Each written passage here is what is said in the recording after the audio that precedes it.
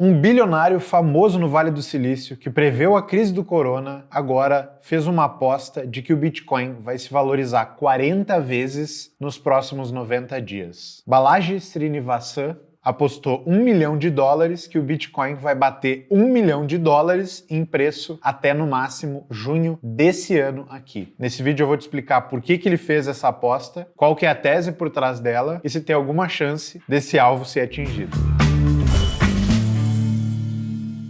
Meu nome é Felipe Santana, eu sou cofundador da Paradigm Education, a primeira casa de análise especializada em cripto aqui do Brasil. Nas últimas semanas eu venho trazendo vídeos sobre cripto aqui para o canal Você Mais Rico, a convite do Bruno Perini. Se você tem aprendido alguma coisa com eles ou se gostar desse aqui, não se esquece de deixar o seu like. Essa aposta do senhor Balaji Srinivasan chocou a internet, por algumas razões. Primeiro, vale destacar que a aposta não faz sentido financeiramente. Se o Balaji realmente acredita que o Bitcoin vai chegar a $1 milhão até junho, tem jeitos muito mais inteligentes dele se expor a esse movimento do que vendendo uma opção de venda de Bitcoin com um preço de strike a $1 milhão, mas praticamente dando ela de graça, porque ele não vai nem ficar com o dinheiro que o outro cara da aposta está colocando. Foi mais ou menos isso que ele fez, uma operação complicada e que não faz sentido se for para ganhar dinheiro. Mas o próprio Balaji já descreveu a aposta como uma aposta de Simon Ehrlich. A aposta de Simon Ehrlich foi uma disputa que ficou famosa há algumas décadas atrás. Nela, um biólogo previa que a gente estava prestes a ter uma crise populacional e que, com gente demais na Terra, não ia ter comida para todo mundo. Ele basicamente achava que várias commodities iam sofrer uma inflação violenta no curto prazo. Do outro lado dessa aposta tinha o Simon, um pensador e cara do mundo dos negócios, que achava uma barbaridade aquela previsão que o Ehrlich estava fazendo. O Simon falou para o Ehrlich escolher uma cesta com 5 commodities e eles apostaram $10 mil, sendo que um achava que elas iam estar muito mais caras dali a 10 anos e o outro achava que elas iam estar muito mais baratas. O professor de negócios, o Simon, ganhou a aposta. A tal da crise populacional não se materializou. Mas o ponto é que essa não era uma aposta para se ganhar dinheiro, era uma aposta para se provar ou disputar algum argumento. E é mais ou menos isso que o Balaji está tentando fazer agora. O Balaji não é um tecnólogo qualquer, ele tem uma reputação a zelar lá no Vale do Silício. Ele ganhou notoriedade nos últimos anos por ter previsto com precisão várias das coisas que aconteceram e seguiram. Agora, a sensação do Balaji é de que a crise financeira que começou no sistema bancário lá nos Estados Unidos está longe de ser contida e não vai terminar bem para o dólar. Você já sabe que 3 bancos grandes foram tomados pelas autoridades lá nos Estados Unidos, o SVB, o Signature e o Silvergate, e também já deve ter ouvido aí na mídia que vários outros bancos regionais estão sob risco sério, dado que o público está cheio de desconfiança e o número de saques tem aumentado. Essa insegurança se reflete no preço das ações dos bancos, as ações caem, o balanço dos bancos fica ainda mais fragilizado e quando os rumores de insolvência pegam força, o negócio meio que vira uma profecia autorrealizável. Se gente o suficiente tirar dinheiro do banco, o banco pode quebrar. Nessas situações em que o banco quebra, como já aconteceu com o SVB, tem uma autoridade lá nos Estados Unidos que é equivalente ao nosso Fundo Garantidor de Crédito, o FGC. Ela se chama FDIC, ou FDIC. Quando um banco afiliado ao Fed, o Banco Central Americano, quebra, o FDIC cobre depósitos até $250 mil, ou seja, ele literalmente devolve o dinheiro para quem tinha dinheiro lá e perdeu a grana. Acontece que se você pegar o tanto de depósitos até $250 mil que existem no sistema bancário americano, você chega a um número perto de $10 trilhões. Algo como metade dos depósitos no sistema bancário estão abaixo desse limite. Só que o FDIC não tem todo esse dinheiro no balanço dele. O FDIC tinha $250 bilhões disponíveis para salvar bancos que estão quebrando até poucas semanas atrás, mas agora esse número já caiu para perto de $100 bilhões.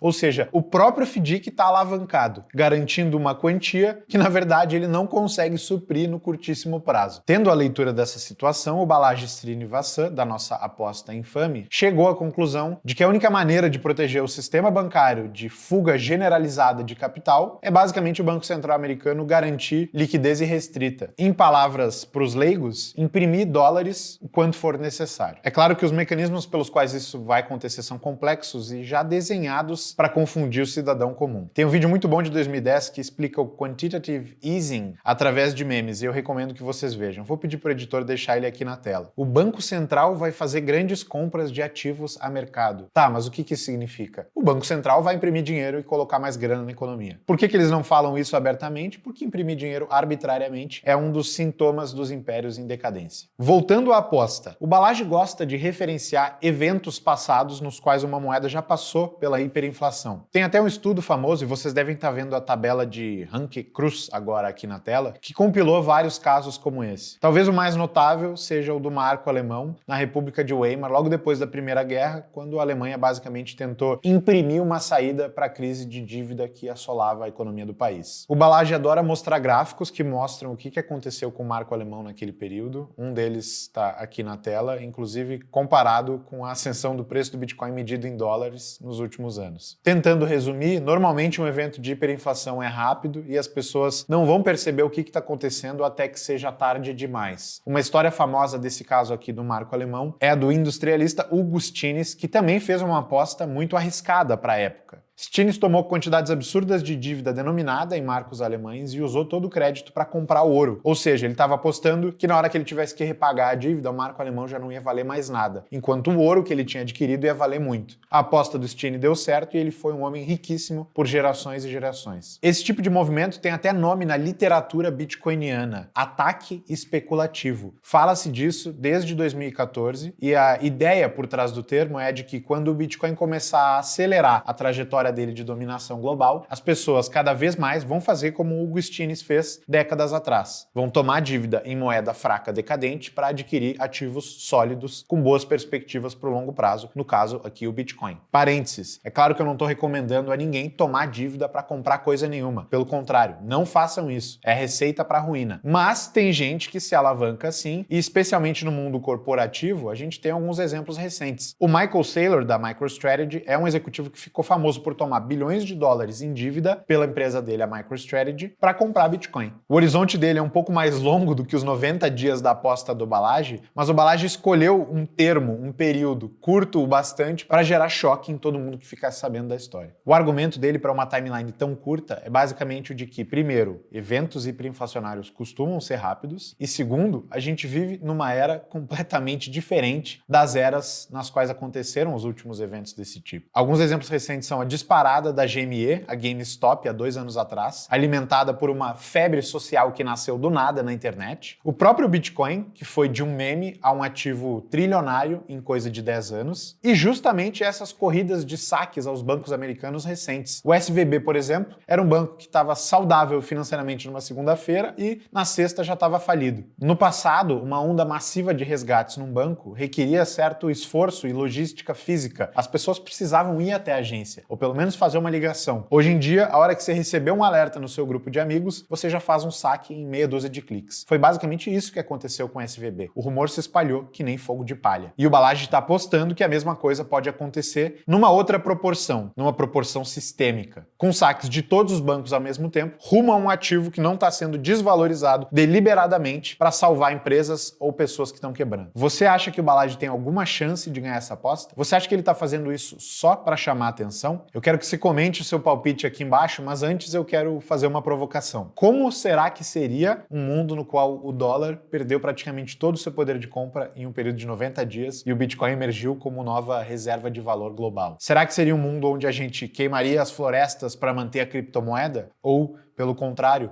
um mundo onde a gente, munido de um dinheiro que não é programado para perder valor a cada dia, conseguiria ser menos consumista, gastar menos dinheiro para produzir e comprar aquilo que a gente não precisa e ajudar a salvar o meio ambiente? Será que seria um mundo com mais conflito ou, pelo contrário, um mundo onde seria mais difícil de financiar arbitrariamente qualquer guerra só porque algum ditador ou interesse corporativo é incentivado a fazer isso num dado momento? Fica aí o questionamento. Se você tiver interesse em aprender mais sobre o momento em que o Bitcoin se encontra no próprio ciclo dele, assim como conhecer as ferramentas que podem te ajudar a ganhar dinheiro nesse mercado de vários jeitos diferentes, com o Bitcoin, mas também moedas além dele, eu te convido a fazer parte de um curso gratuito que eu vou dar na primeira semana de abril aqui no canal, chamado A Ascensão das Criptomoedas. É só procurar o link que está aqui na bio em algum lugar, clicar nele e se inscrever, que vai ter aula no dia 3, 5, 7 e 10 de abril. Nesse curso, eu vou te explicar não só por que o Bitcoin pode subir vertiginosamente nos próximos meses e anos, como também te munir das ferramentas que você precisa para proteger e multiplicar o seu patrimônio usando o cripto. Fechado? Nos vemos lá e até a próxima.